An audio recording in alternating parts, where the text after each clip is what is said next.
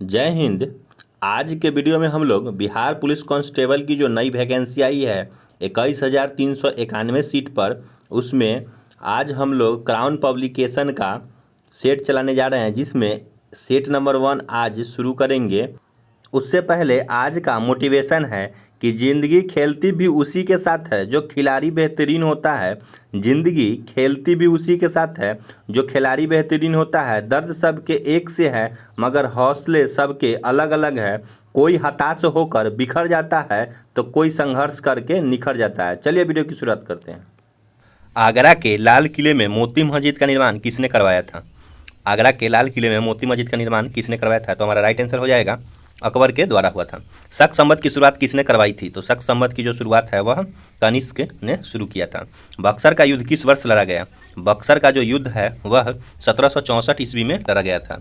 केंद्रीय गन्ना अनुसंधान केंद्र कहाँ स्थित है? केंद्रीय गन्ना अनुसंधान केंद्र कोयम्बटूर में स्थित है। दुधवा राष्ट्रीय उद्यान किस राज्य में स्थित है? तो दुधवा राष्ट्रीय उद्यान यूपी में है, उत्तर प्रदेश राज्य में स्थित है। गुजरात की जीवन रेखा किस नदी को कहा जाता है? तो गुजरात की जीवन रेखा नर्मदा नदी को कहा जाता है। महात्मा गांधी ने पहला किसान आंदोलन कहाँ शुरू किया था? तो महात्मा गांधी ने पहला किसान जो आंदोलन है वह चंपारण में शुरू किया गया था। नेशनल बोटनिकल रिसर्च इंस्टीट्यूट कहाँ स्थित है? तो नेशनल बोटनिकल रिसर्च इंस्टीट्यूट जो है वह लखनऊ में स्थित है। कहाँ है? लखनऊ में। 9 नंबर क्वेश्चन है कि यूनिसेफ दिवस किस तिथि को मनाया जाता है? यूनिसेफ दिवस है 11 दिसंबर को मनाया जाता है और ये जो संस्था है वह बच्चों से संबंधित है। क्या चीज़ से? बच्चों से। अलकायदा किस देश का आतंकवादी संगठन है? अलकायदा किस देश का आतंकवादी संगठन है? तो ये अफगानिस्तान का संगठन है।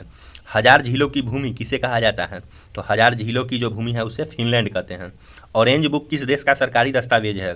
तो ऑरेंज बुक किस देश का सरकारी दस्तावेज है? तो नीदरलैंड का सरकारी दस्तावेज है। भारत रत्न पाने वाले पहले संगीतकार कौन थे? भारत रत्न पाने वाले पहले जो संगीतकार थे वह है भारत रत्न पाने वाले पहले संगीतकार थे वह पंडित रविशंकर। गौतम बुद्ध का जन्म कहाँ हुआ था? तो गौतम बुद्ध का जो जन्म है वह लुम्बिनी में हुआ था। कहाँ हुआ था? लुम्बिनी में। कि शिक्षा के मौलिक अधिकार किस संविधान संशोधन द्वारा पारित किया गया है? शिक्षा के मौलिक अधिकार किस संविधान संशोधन द्वारा पारित किया गया है? तो 88वां संविधान संशोधन के द्वारा पारित किया गया। ईस्ट इंडिया कंपनी की स्थापना किस मुगल शासक के शासनकाल में हुआ था? तो ईस्ट इंडिया कंपनी की जो स्थापना है वह किस मुगल शासक के काल में हुआ था? तो हमारा राइट आंसर हो जाएगा इसका अकबर के शासनकाल में हुआ था। भारत की आज़ादी के बाद भारत में कितने बार वित्तीय आपातकाल लगा? तो भारत में आज़ादी के बाद अभी तक एक बार भी वित्तीय आपातकाल नहीं लगा।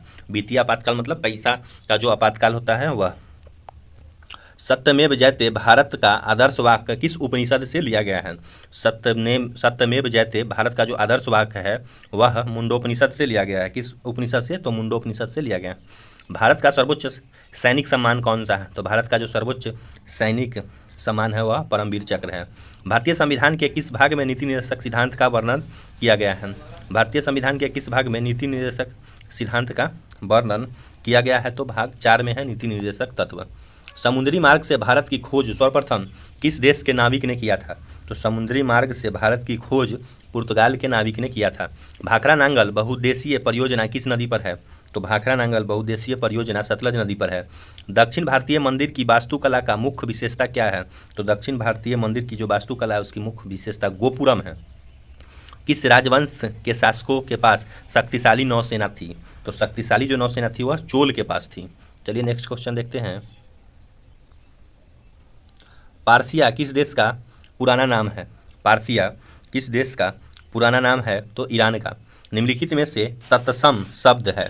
हिंदी का क्वेश्चन है कि निम्नलिखित में से पूछ रहा है कि तत्सम शब्द है, तो तत्सम शब्द हो जाएगा आशा। निम्नलिखित में से तत्सम शब्द है। फिर वही क्वेश्चन है, इसमें से देखेंगे जो ऑप्शन दिया हुआ है उसके अनुसार घोष हो जाएगा। नेक्स्ट क्वेश्चन देखते हैं में कि निम्नलिखित में से शुद्ध बर्तनी वाला शब्द है। बर्तनी को शुद्ध करना है। बिहार पुलिस में इस तरह का क्वेश्चन हमेशा पूछा जाता रहा है, तो पीछे का जितना भी सेट उठा के आप लोग देखिएगा सब में पूछा गया है इस तरह का क्वेश्चन। इसका राइट आंसर हो जाएगा कि इसका बर्तनी को अगर हम शुद्ध करेंगे तो संपन्नता जो है यह सही लिखा हुआ है, इस तरह होगा। निम्नलिखित में से शुद्ध बर्तनी वाला शब्द है। सेम क्वेश्चन है लेकिन इसका ऑप्शन फिर देखते हैं आगे। तो इसमें दिया हुआ है महत्व। महत्व किस तरह लिखा जाएगा उसके बारे में बताना है।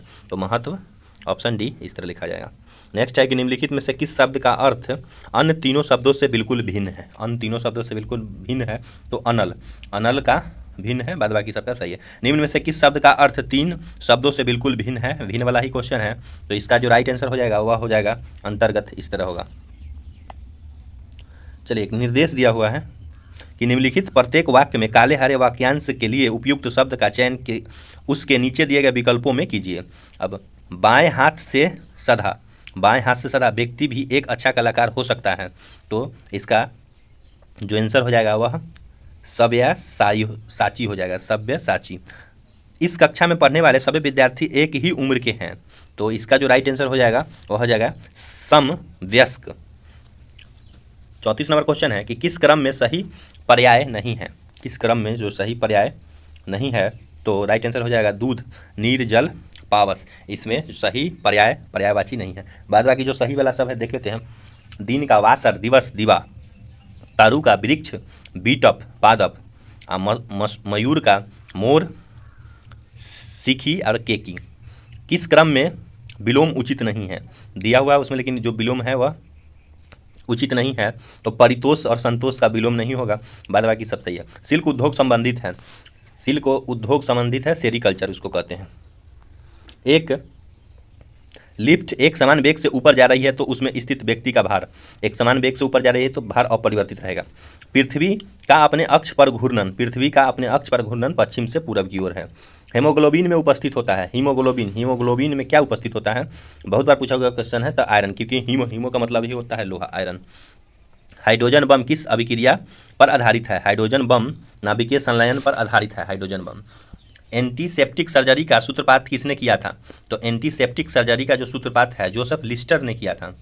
भारतीय अंतरिक्ष अनुसंधान संगठन इसरो की स्थापना कब हुआ, तो ये जो इसरो की जो स्थापना है वह कब हुआ, तो इसरो की स्थापना 1969 में हुआ। क्वेश्चन है कि ऊंचाई बढ़ने से वायुमंडलीय दाब क्या होता है। जैसे जैसे हाइट बढ़ेगा तो उसका जो वायुमंडलीय दाब है वह घटते जाएगा। डिप्थीरिया रोग से ग्रसित होता है, डिप्थीरिया रोग से जो ग्रसित अंग है वह गला है। क्वासियोकर तथा मरासमस बीमारी किसकी कमी के कारण होता है, तो क्वासियोकर तथा मरासमस बीमारी सब प्रोटीन की कमी के कारण होता है। निम्नलिखित में से कौन मैग्नीफाइड ग्लास की भांति प्रयुक्त होता है। निम्न में से कौन मैग्नीफाइड ग्लास की भांति प्रयुक्त होता है, तो अभिसारी लेंस। समुद्र जल के नमक किस विधि द्वारा तैयार किया जाता है। समुद्र जो जल है उससे जो नमक है किस विधि द्वारा तैयार किया जाता है, तो वाष्पीकरण। रतौंधी किस विटामिन के कमी से होता है, तो रतौंधी किस विटामिन के कमी से होता है, तो रतौंधी जो है वह विटामिन ए की कमी से होता है। दूध का शुद्धता किस यंत्र से मापी जाती है। दूध का जो शुद्धता है वह लैक्टोमीटर से मापी जाती है।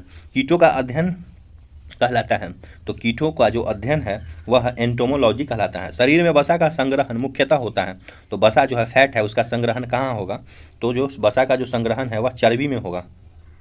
निम्नलिखित में से किस रंग का सर्वाधिक तरंगदैर्घ्य होता है। कौन सा रंग है जिसका तरंगदैर्घ्य सबसे अधिक होगा, तो हमारा राइट आंसर हो जाएगा लाल रंग का सबसे अधिक होता है। सबसे आघातवर्धनीय धातु है, आघातवर्धनीय मतलब उस पर हम चोट देंगे तो वह सहेगा, टूटेगा नहीं, तो आघातवर्धनीय जो सबसे धातु है वह सोना हो जाएगा, इसीलिए इसको पीट पीट के हम गहना बना लेंगे या कोई भी चीज़ बना लिया जाता है। कार्बोहाइड्रेट में आते हैं, कार्बोहाइड्रेट में क्या आते हैं, तो कार्बोहाइड्रेट में स्टार्च और शर्करा सभी आएगा। अंतरिक्ष विभाग की स्थापना कब हुई थी, तो अंतरिक्ष विभाग है उसकी जो स्थापना है वह 1972 ईस्वी में हुई थी। नेक्स्ट क्वेश्चन है 56 और 57 में डायरेक्शन दिया हुआ है। In the following questions sentences are given with the blank to be filled with appropriate part of speech, tense, articles, choose the correct alternatives out of the given option। इसमें से choose करना है। 56 number question है कि the jury dash divided in their opinion, the jury dash divided in their opinion, तो right answer हो जाएगा इसमें बेयर। उसका 57 नंबर में है कि I dash have to go to college on foot, I dash have go to college on foot, dash में क्या चीज़ भराएगा, तो इसमें ऑफ्टेन भराएगा। नेक्स्ट क्वेश्चन देखते हैं, डायरेक्शन दिया हुआ है 58 और 59 का। Choose the alternative which the best expresses the meaning of items और फ्रेज, आइटम्स और फ्रेज का बेस्ट मीनिंग बताना है।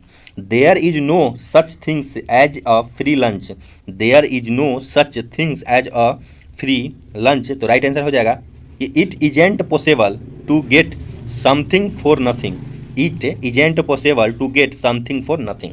59 में है कि by the skin of one's teeth, by the skin of one's teeth, right answer इसका हो जाएगा कि a very narrow margin, a very narrow margin. Next question देखते हैं। 61 में है कि in each of the following questions out of out of the given alternatives choose the one which can be substituted for the given words या sentences. 60 का question है कि one who believes that everything is pre destinated, तो इसका जो right answer हो जाएगा fatalist हो जाएगा। नेक्स्ट क्वेश्चन है कि ए वर्स लेटर, तो इसका राइट आंसर हो जाएगा ए वर्स लेटर का इपिस्टल, इपिस्टल। नेक्स्ट क्वेश्चन देखते हैं। नंबर क्वेश्चन है कि 4 words are given out of which only one word is spelled correctly, choose the correctly spelled word. इसमें कह रहा है कि जो 4 को दिया हुआ है इसमें से कोई एक का जो स्पेलिंग है वह सही लिखा हुआ है, तो उसी को बताना है। तो हमारा जो राइट आंसर हो जाएगा इम्पैक्चुअस, IMPTUOUS।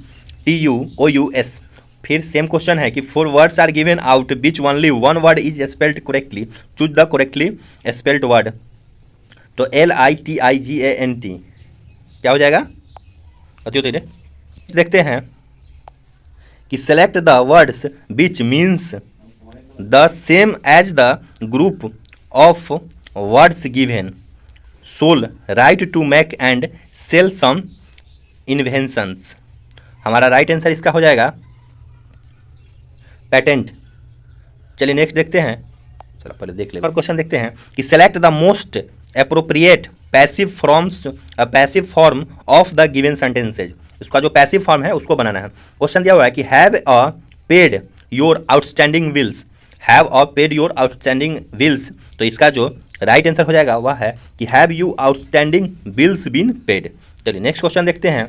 मैथ का क्वेश्चन अब आ गया कि 2 संख्याओं का लसाअ और मसाअ क्रमशः 495 एवं 5 है। यदि संख्याओं का योग 100 है तो अंतर क्या होगा। सॉल्व कीजिएगा, बहुत ही ईजी क्वेश्चन है। इसका जो राइट आंसर हो जाएगा वह 10 हो जाएगा।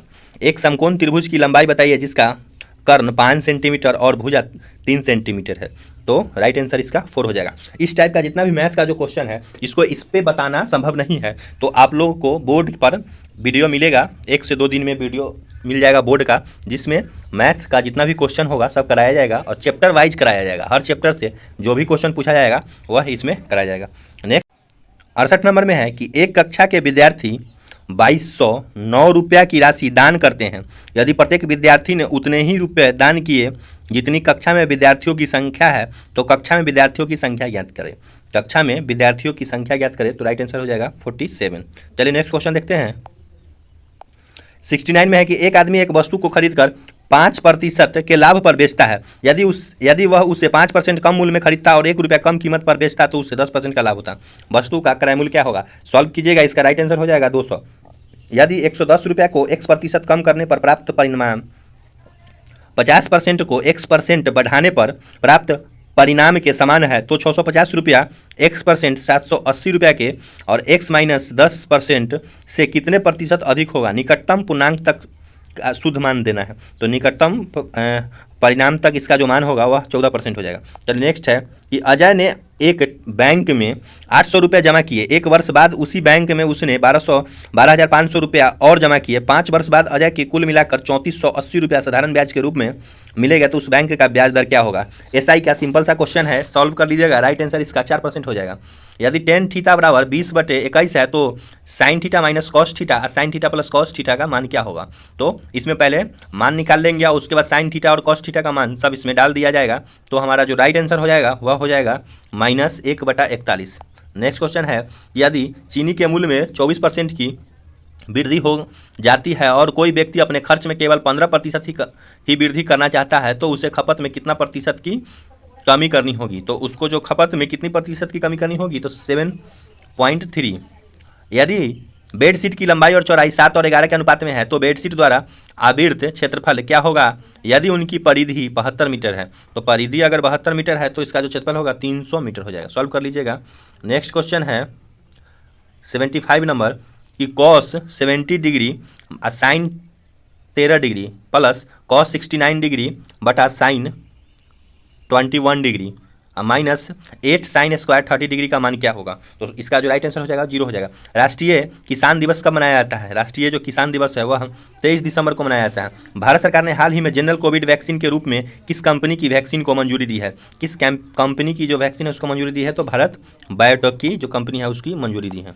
के अनुसार 2018-20 के दौरान भारत में मातृ मृत्यु दर MTR क्या है? तो MTR जो है भारत में वह क्या है? तो MTR भारत का जो हो जाएगा 97 प्रति 1 लाख जीवित बच्चे, 97 प्रति 1 लाख जीवित बच्चे। नई चेतन अभियान किस केंद्रीय मंत्रालय द्वारा शुरू किया गया है? तो नई चेतन अभियान है वह किस केंद्रीय मंत्रालय के द्वारा शुरू किया गया है? देखते हैं इसका नेक्स्ट ऑप्शन, ग्रामीण विकास मंत्रालय। कोलंबिया में आयोजित वेलिंगटन वर्ल्ड चैंपियनशिप 2022 में किसने सिल्वर मेडल जीता है? किसने सिल्वर मेडल जीता है? कोलंबिया में आयोजित वेलिंगटन वर्ल्ड चैंपियनशिप 2022 में किसने सिल्वर मेडल जीता है? तो राइट आंसर हो जाएगा मीराबाई चानू।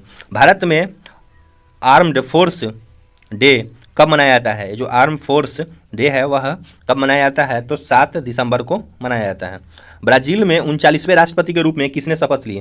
तो ब्राज़ील के जो 39वें राष्ट्रपति है इसके रूप में शपथ लूला डा सिल्वा ने लिया। कौन सा देश यूरो को अपनी करेंसी के रूप में अपना लिया है? यूरो को अपनी करेंसी के रूप में क्रोएशिया अपना लिया है। नेक्स्ट है, मशहूर सिंगर लिसा मैरी प्रेस्ली का निधन हो गया, वह किस देश की थी? यह जो मशहूर सिंगर थी वह किस देश की थी? तो USA की थी। PM मोदी ने river cruise MV Ganga Abhilash को हरी झंडी दिखाकर रवाना किया। इस क्रूज की यात्रा किस शहर में समाप्त होगी? तो ये जो क्रूज है इसकी जो यात्रा है वह डिब्रूगढ़ में समाप्त होगी। ब्रांड गार्जियन इंडेक्स 2023 में किस भारतीय को ग्लोबल लेवल पर दूसरी रैंक प्राप्त हुआ है? ग्लोबल लेवल पर जो दूसरी रैंक प्राप्त हुआ है वह मुकेश अंबानी को। किस ब्रिटिश भारतीय को हाल ही में freedom of city of London award से सम्मानित किया गया है? किस ब्रिटिश भारतीय को हाल ही में freedom of city of London award से सम्मानित किया गया है? तो मनीष तिवारी को। नेक्स्ट क्वेश्चन है कि राष्ट्रीय खनिज विकास निगम NMDC ने हाल ही में किसे अपना ब्रांड एम्बेसडर घोषित किया है? NMDC ने हाल ही में किसे अपना ब्रांड एम्बेसडर घोषित किया है? तो निखत जरीन को। किस राज्य ने अगले वित्तीय वर्ष में रोजगार युवाओं को मासिक भत्ता देने की घोषणा की है? किस राज्य ने अगले वित्तीय वर्ष में बेरोजगार युवाओं को मासिक भत्ता देने की जो घोषणा की है वह हो जाएगा छत्तीसगढ़। नेक्स्ट क्वेश्चन देखते हैं, रिसर्च फाउंडेशन एक स्वायत्त एजेंसी है जो किस केंद्रीय मंत्रालय के तत्वावधान में आती है? नेशनल रिसर्च फाउंडेशन एक स्वायत्त एजेंसी है जो किस केंद्रीय मंत्रालय के तत्वावधान में आते हैं? तो ये जो केंद्रीय मंत्रालय हो जाएगा विज्ञान और प्रौद्योगिकी मंत्रालय के तत्वावधान में आते हैं। ठीक देश फिजी के नए प्रधानमंत्री कौन बने हैं? तो फिजी के नए प्रधानमंत्री सितेवेनी राबुका बने हैं। बौद्ध शिक्षा का केंद्र था, बौद्ध जो शिक्षा था उसका जो केंद्र था विक्रमशिला था। बौद्ध शिक्षा का केंद्र विक्रमशिला। हाल ही में किस राज्य का 100% रेलवे इलेक्ट्रीफिकेट का नाम पूरा हुआ है? हाल ही में किस राज्य ने 100% रेलवे इलेक्ट्रीफिकेशन का काम पूरा कर दिया है? तो राइट आंसर हमारा हो जाएगा हरियाणा। राइट आंसर हो जाएगा हरियाणा। हाल ही में जारी पासपोर्ट इंडेक्स पॉइंट्स में भारत का रैंक क्या है? तो पासपोर्ट इंडेक्स पॉइंट्स में भारत का जो रैंक हो जाएगा वह 144वां। कुंडलपुर जन्म स्थान है, कुंडलपुर जो जन्म स्थान है वह महावीर स्वामी का। नेक्स्ट है कि सप्तपर्णी गुफा स्थित है। सप्तपर्णी जो गुफा है वह कहाँ स्थित है? राजगृह में। निम्न मगध राजवंशों को कालानुक्रम व्यवस्थित करना है। मगध राजवंशों को कालानुक्रम में व्यवस्थित करना है। तो सबसे पहले हर्यक वंश, उसके बाद आएगा नंद वंश, उसके बाद आएगा मौर्य वंश और उसके बाद शुंग वंश। राइट आंसर भी हो जाएगा। चलिए 98 देखते हैं कि पटना में किस सिख गुरु का जन्म हुआ था? पटना में किस सिख गुरु का जन्म हुआ था? तो गुरु गोविंद सिंह का। बुद्ध की 80 फुट बड़ी प्रतिमा को बोधगया में है निर्मित की गई थी। कहाँ बोधगया में हवा निर्मित किसके द्वारा की गई थी? तो जापानियों के द्वारा। प्रधानमंत्री की महत्वाकांक्षी उद्यमी योजना प्रधानमंत्री formalisation of micro food processing enterprises योजना PMFME को लागू करने में बिहार में कितने नंबर पर है? तो ये जो बिहार है वो PMFME को लागू करने में कितने नंबर पर है? तो फर्स्ट नंबर पर है। चलिए यहाँ पे हमारा 100 क्वेश्चन कंप्लीट हो गया। वीडियो अगर आप लोगों को अच्छा लगा होगा तो लाइक करके जाइएगा और चैनल को सब्सक्राइब अवश्य कर लीजिएगा। जितने भी दोस्त होंगे उनको आप लोग वीडियो शेयर कीजिएगा जिससे सभी का तैयारी अच्छी तरह से हो जाएगा। मैथ का जो क्वेश्चन है वह 1 से 2 दिन में बोर्ड पे आके बताया जाएगा, इसलिए सभी लोग चैनल को अवश्य सब्सक्राइब कर लीजिएगा। वीडियो देखने के लिए बहुत बहुत धन्यवाद।